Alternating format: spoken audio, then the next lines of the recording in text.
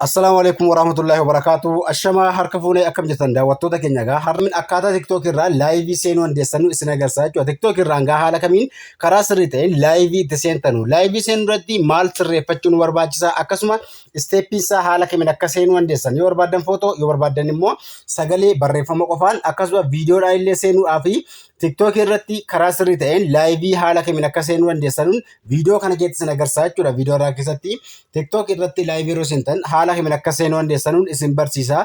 Kanaafuu gara barnootaa deemuun irratti namoonni chaanala YouTube kanaatiif haarawwatan namoonni chaanalii YouTube kanaa hin beekne gaa namoonni haarawwatan chaanalii kana subscribe gochuu hin dagatinaa isin jira. Chaanalii YouTube kanaa namoonni hin beekne subscribe ka jettu kaatuudhaan all ka jettu gubbaa kaa'uu hin dagatinaa. Viidiyoon post godhu nama hundarroo akka isin bira ga'uuf subscribe yeroo gootan mallattoo notification kana all ka jettu gubbaa kaawwadhaa isin jira. Akkasuma viidiyoolee barnootaa hedduu jala gadhiisan jira.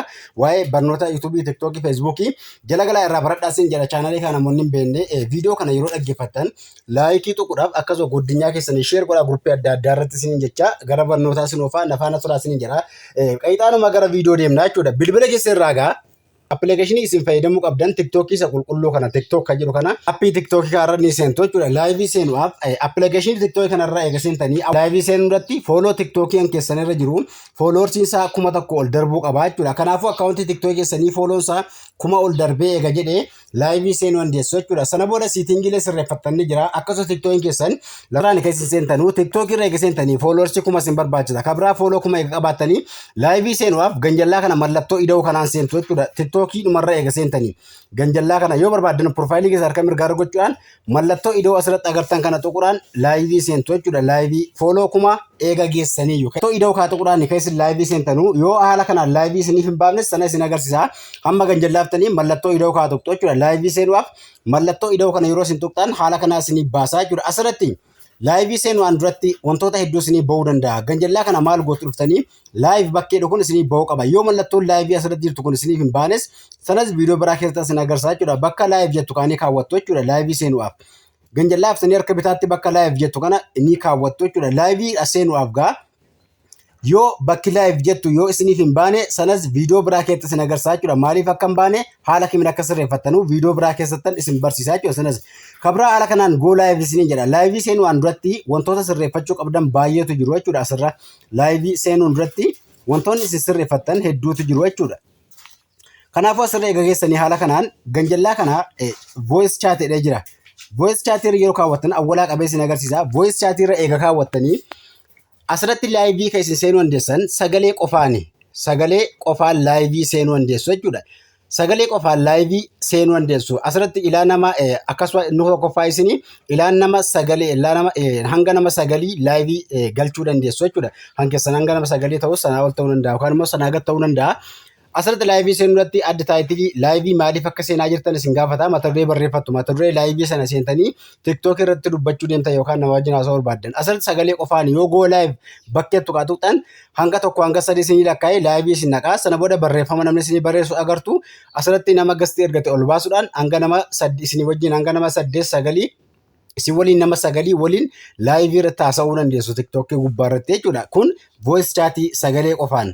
Akkasuma sagalee qofaan voice chatidha. Inni itti aanu device kaameraa. Kaameraa bilbila keessanii banattanii kan isin asirratti achi garagalchuu kan isin dandeessan asirraani kunoo. Bakka kaatuqudhaan kaameraa kan achi garagalchuu ofitti garagalchuu. Goo laayivii tuqxan kaameraa kanaan ni mul'attu. Namoota ol baasuu barbaadan bukkee irraan gadee kanatti isinii tarreessa nama laayivii itti ol baasuu dandeessuu barbaadan jechuudha. Goo laayivii tuqxan tokko hanga sadii isinii lakkaa laayivii isin galchaa jechuudha. Asirratti jechuudha. Inni sadeessaa asa xaa'uudhaan mobile gaming inni kun live studio inni kun immoo mobile gaming geemii taphachuu barbaadan laayivii seentanii asirratti inni kun geemii taphachiisuun isa kana viidiyoo guutuusaa guyyaa biraa isin agarsiisa. Viidiyoo guutuu isin hojjedhan kun waan dheeraa waan fudhatuuf inni kun live studioon sagalee taphachiisuu yookaan viidiyoon kun immoo viidiyoo bilbila keessaa qabdan taphachiisuu yookaan ofii keessanii immoo laayivii seentanii audioodhaan sagalee bilbila keessaa viidiyoo qabdan taphachiisuudha. Walumaa galatti akka lamman viidiyoo isin hojjedha. Isin yoo barbaadan voice chat kanaa fi device kaameraa kanaan laayivii barbaachisaa kan namni baay'een seenu kaameraa device kaameraadhaa fi voice chatidha. Laayivii kan namni baay'een seenaa jiru jechuudha hamma. Kanaafuu isin kan barbaadan filachuudhaan laayivii seentu.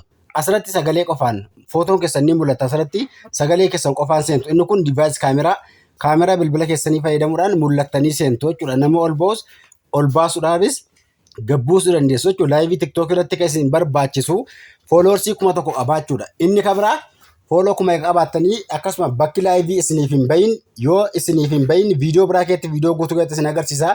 Fooloorsii 1000 geessanii bakki laayivii yoo isiniif hin mul'anne yoo jiraatan komantii irratti barreessaa haala kamiin akka isin bakka laayivii itti baafattanu viidiyoo biraa keessatti isin hojjedhaa isin jira. Inni kan biraa laayivii irratti wal qabatee waa'ee TikTokii wal qabatee YouTube'ii fi Facebookii wal qabatee walumaa gala gaafii qabdanuu komantiitti gaafadhaa bifa viidiyootiin haala isinii galuun isin barsiisaniin jecha viidiyoo kana akka nama hunda bira ga'uuf laayikii fi sheerii gochuu hin dagatinaa isiniin jedha. Barnoota bilbilarraa waan isiniin galle jaatu komantiitti gaafadhaa.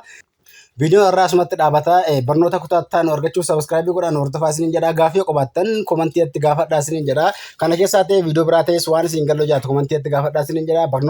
Barnoonni irraa asumatti dhaabata kutaattaan hanga walitti deemnutti nagaan tura. Galatoomaa laayikii fi sheerii sabiskiraayib godhaa.